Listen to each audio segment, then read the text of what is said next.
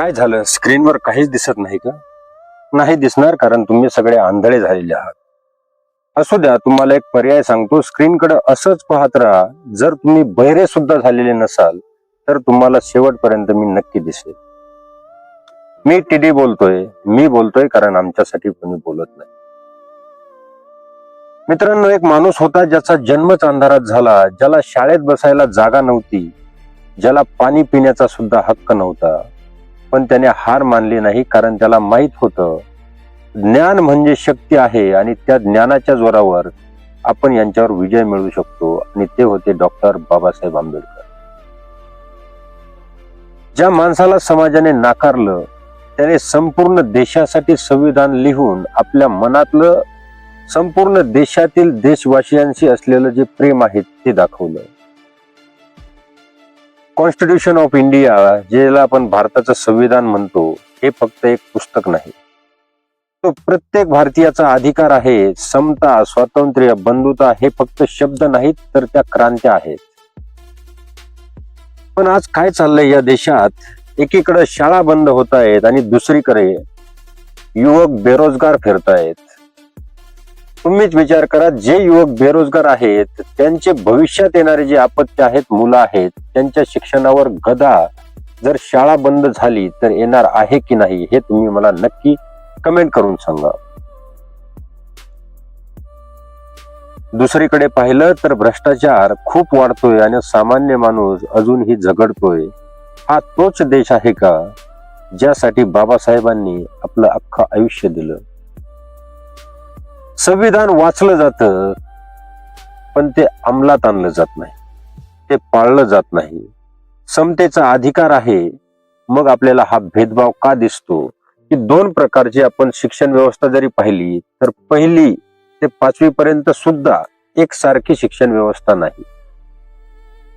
इंग्रजांच्या भाषेचं ओझं डोक्यावर घेऊन आपली चाललेली जी शिक्षण व्यवस्था आहे, यामध्ये खरंच समानता आहे का, खरंच समता आहे का, यावरही आज विचार करण्याची गरज आहे.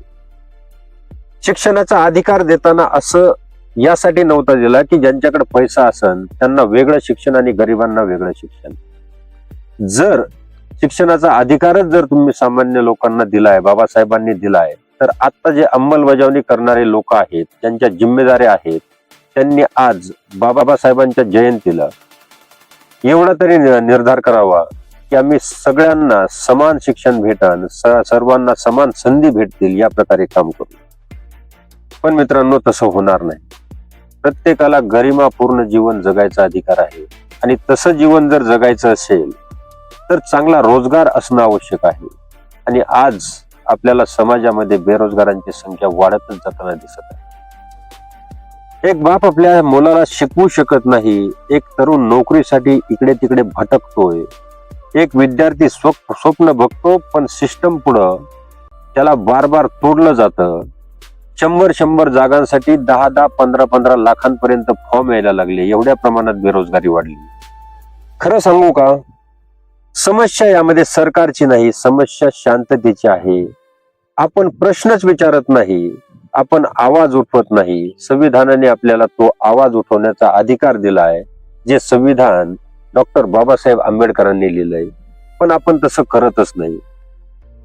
बाबासाहेबांनी आपल्याला सगळं काही दिलं आणि ते देऊन निघून गेले, पण ते सांभाळण्याची जिम्मेदारी आपली होती, ती पण आपण पेलावू शकलो नाहीत. आपल्या सर्वांना एकत्रित यावं लागल. त्यामुळेच बाबासाहेब म्हणायचे, एज्युकेट, एज्युकेट अँड ऑर्गनाइज, म्हणजे शिका, प्रश्न विचारा आणि एकत्र या, तेव्हाच बदल होईल. आणि मित्रांनो, मी तुम्हाला तेच सांगण्यासाठी आज या व्हिडिओमध्ये आलोय. आपल्याला संघटित व्हावं लागेल, एकत्रित यावं लागेल आणि यासाठी लढावं लागेल. नाहीतर सामान्य माणसाला एकदा शिक्षणापासून वंचित केलं तर समानता समाजामध्ये राहणार नाही. आणि समाजामध्ये समानता जर राहिली नाही तर बाबासाहेबांचं स्वप्न धुळीला मिळेल. त्यामुळं बाबासाहेबांच्या या जयंतीनिमित्त माझ्याकडून तुम्हाला एकच संदेश आहे की आवाज उठवा, आपल्या हक्काच्या जिल्हा परिषदेच्या शाळा वाचवा, आपली भाषा वाचवा आणि बाबासाहेबांनी दिलेल्या अधिकारांचं स्वतःच रक्षण करण्यासाठी स्वतः बोलायला सुरुवात करा.